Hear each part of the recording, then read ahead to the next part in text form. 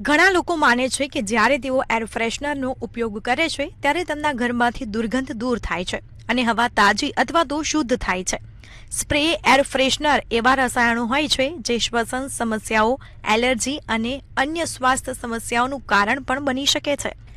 EPA અનુસાર કોઈપણ air ફ્રેશનરમાં અસ્થિર કાર્બોનિક સંયોજનો હોય છે અને જે ઘરના અંદરની હવાની ગુણવત્તાને પણ બગાડી શકે છે અને તમારા પરિવારના સ્વાસ્થ્યને પણ જોખમમાં મૂકી શકે છે.